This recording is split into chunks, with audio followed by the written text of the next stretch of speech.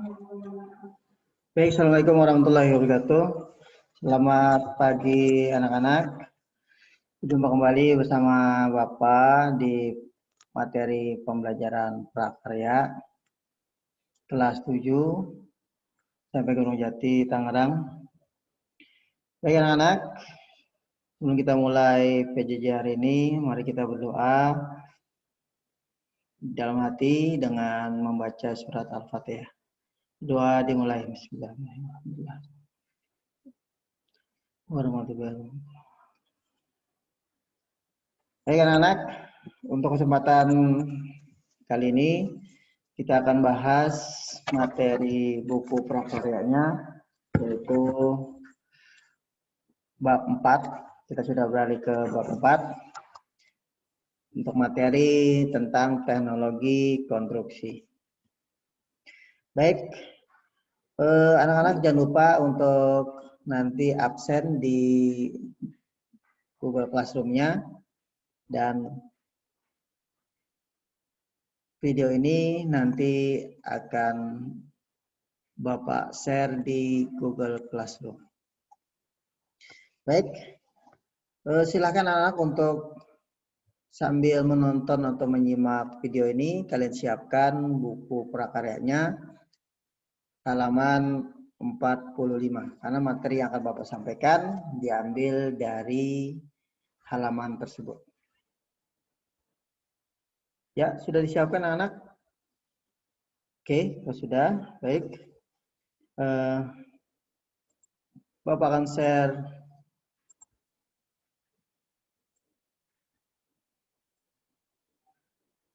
materi pembelajaran Bapak. Nah, kita akan bahas tentang teknologi konstruksi. Ya, ini Bapak ambil dari bab 4 halaman 45. Nah, kita lihat untuk pengertian teknologi konstruksi adalah konstruksi merupakan suatu kegiatan membangun sarana prasarana, ya, membangun sarana dan prasarana. Nah, di mana untuk dapat menghasilkan sebuah konstruksi yang sesuai dengan keinginan kita, maka kita memerlukan sebuah teknologi konstruksi dalam hal ini, ya. Nah, untuk pemanfaatan teknologi konstruksi sangat luas, dari yang sederhana sampai dengan impian masa depan.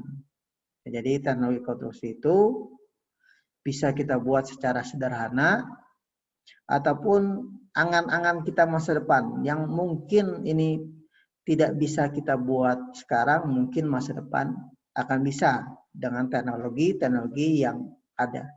Karena teknologi setiap hari semakin canggih. Nah, kemudian salah satu bentuk perwujudan hasil sebuah konstruksi adalah sebuah bangunan. Jadi hasil sebuah konstruksi ada nantinya adalah bangunan. Dan bangunan itu bukan sekedar sebuah bentuk hunian atau rumah, ya, banyak sekali hasil konstruksi bangunan. Nah, contohnya adalah konstruksi jalan raya, ya. Kemudian konstruksi jembatan, konstruksi kapal, konstruksi rumah, bangunan, dan lain-lain. Nah, itu merupakan bentuk perwujudan dari sebuah konstruksi. Nah, sini ada gambar seseorang lagi membuat konstruksi jalan, sedang melakukan pengaspalan. Kemudian di sini sedang membuat sebuah konstruksi jembatan, ya, sedang membangun sebuah jembatan. Kemudian di sini konstruksi kapal, apakah itu kapal laut, apakah kapal terbang. Nah, itu bisa dikonstruksi. Kemudian adalah konstruksi rumah. Nah ini dari sebuah hasil konstruksi ini akan membuat sebuah bangunan, ya. Bangunan itu, ini bangunannya kapal, ini bangunannya jembatan, ini bangunannya jalan. Nah, itu adalah bentuk perwujudan dari hasil sebuah konstruksi. Oke, itu merupakan pengertian dari teknologi konstruksi. Kemudian kita lanjut. Nah, di sini ada gambar-gambar, ya, gambar-gambar dari jenis-jenis konstruksi.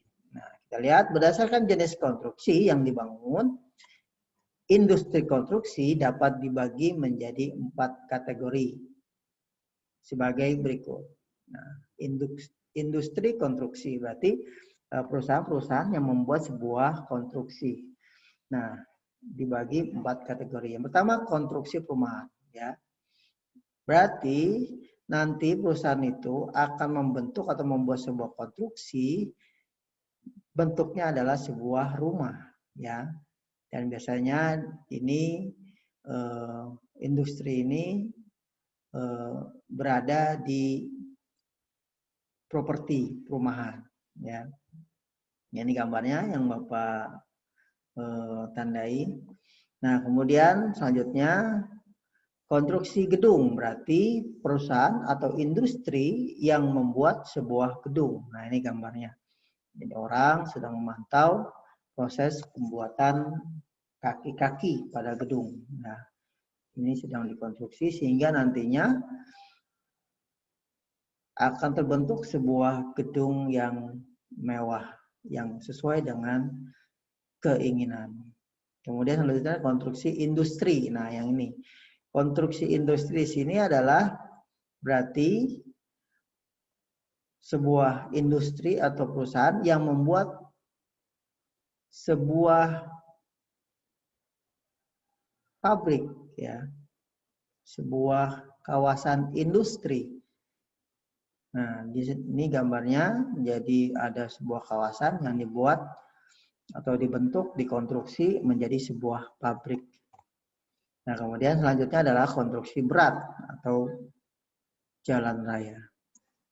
Nah, konstruksi berat jalan raya ini berarti berhubungan dengan jalan jembatan yang berhubungan dengan perhubungan. Ya, jalan, jembatan, terowongan, dan lain-lain. Nah, itu merupakan jenis-jenis dari konstruksi. Ya. Baik, kita lanjut. Nah, kita lihat di sini. Tadi untuk jenis-jenis konstruksi bisa kalian lihat di halaman 45 untuk pengertian-pengertiannya.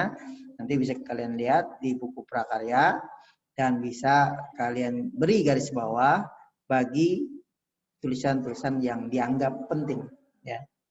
Nah, kita beralih ke fungsi konstruksi. Ini ada di halaman 46.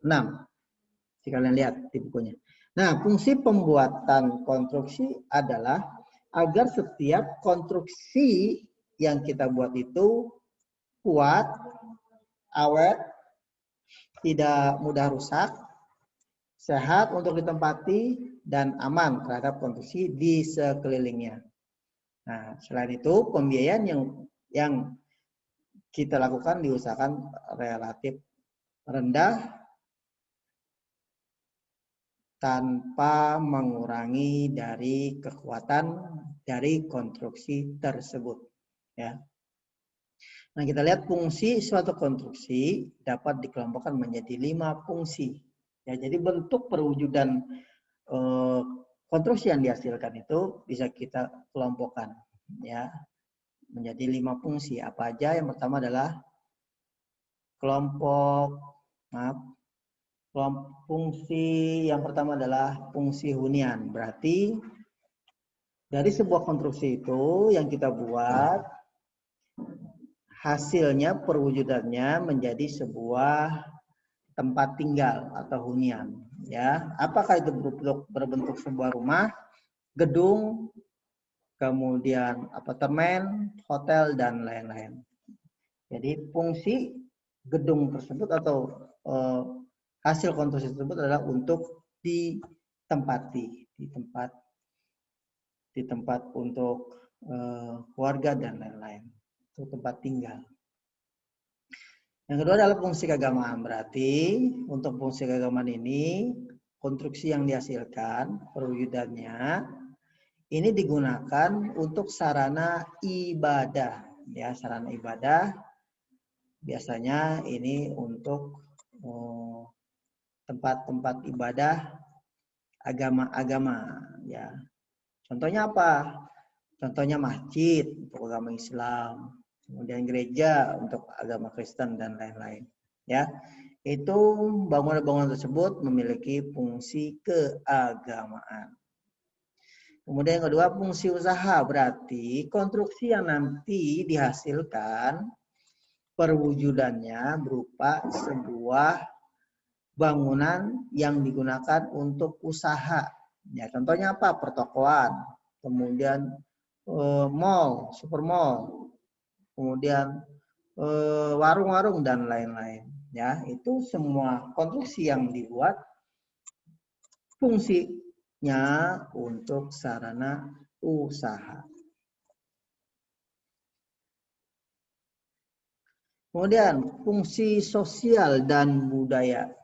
Ya, fungsi sosial dan budaya itu berarti gedung yang dibuat, yang terbentuk dari sebuah konstruksi nantinya digunakan untuk melakukan kegiatan sosial dan budaya. Ya, contohnya sekolahan, kemudian puskesmas, balai warga dan lain-lain. Nah, semua itu gedung-gedung itu nantinya memiliki fungsi sosial dan budaya. Ya. Kemudian yang terakhir fungsi khusus. Nah, fungsi khusus ini merupakan konstruksi gedung yang fungsi utamanya mempunyai tingkat kerahasiaan tinggi, ya, atau tingkat risiko bahaya tinggi. Nah, berarti hasil konstruksi yang dibuat ini bersifat khusus, harus mempunyai keutamaan yang tinggi, karena ini resikonya sangat tinggi. Ya, contohnya apa? Itu contohnya bendungan, contohnya pembangkit tenaga listrik dan lain-lain yang memiliki resiko yang tinggi. Makanya itu perlu kita. Baik, demikian pembicaraan hari ini. Ya kita bertemu depan dengan materi selanjutnya. Terima kasih dari Bapak. Waalaikumsalam. Kita berjumpa minggu depan anak-anak. Demikian untuk paparan materi Bapak hari ini. Oke, ini akan Bapak upload di YouTube. Sampai jumpa. Jangan lupa ya anak-anak untuk subscribe. Diklik subscribe-nya. Kemudian loncengnya diklik apabila ada pemberitahuan dari Bapak. Sekian. Ya, assalamualaikum warahmatullahi wabarakatuh. Oke, demikian anak-anak, itu adalah paparan materi kita hari ini. Mudah-mudahan materi kita hari ini bisa kalian pahami dan bisa kalian praktekkan untuk kedepannya. Baik, demikian dari Bapak Ari. Sekali lagi, wassalamualaikum warahmatullahi wabarakatuh. Sampai jumpa.